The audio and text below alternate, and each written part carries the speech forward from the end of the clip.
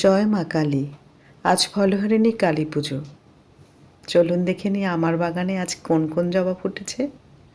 সকাল থেকেই মনটা ছটফট করছিল। বাগানের চোখ দিয়েই যেন দেখতে পাই একটি লাল জবা ফুটেছে।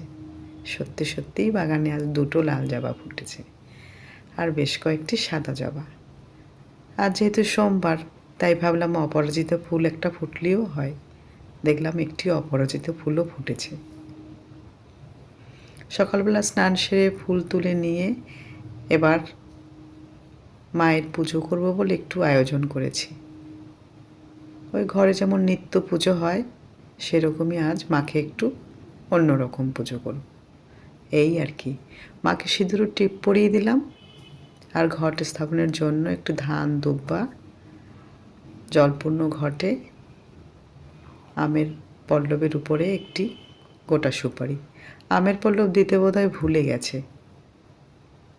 যাই হোক, আর এই যে আমার বাগানের সেই লাল জবাটি বেলপাতা সহ মায়ের পায়ে অর্পণ করলাম। আর যেহেতু ফলহারিণী কালী পুজো, তাই মাকে গোটা ফল নিবেদন করলাম। এই গরমের মায়ের কিছু প্রিয় ফল। পঞ্চদেবতার নৈবেদ্য, 5 রকম মিষ্টি। আমার এই সামান্য উপকরণে মায়ের পুজো। আর দেব একটি ঘিয়ের প্রদীপ।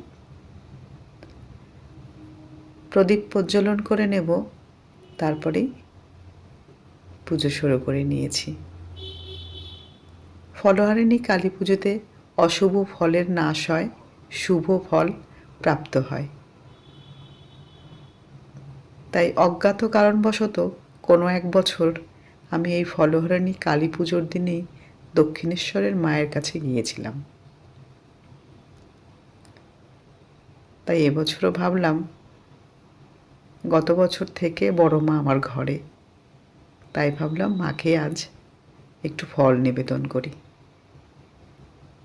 সকল অশুভ শক্তির নাশ হোক, শুভ শক্তির উদয় হোক, এই প্রার্থনা করি। আর ওই যে মাকে একটাই কথা বলি, ঠাকুর রামপ্রসাদের ভাষায়, আমি মন্ত্রতন্ত্র কিছুই জানি নে মা, শুধু ভক্তি আর ভালোবাসা দিয়ে তোমায় পুজো করি। সকল অশুভ ফল দূরীভূত হোক, শুভ ফল প্রাপ্ত হোক, এই প্রার্থনা করি। সবাই ভালো থাকুন, সুস্থ থাকুন।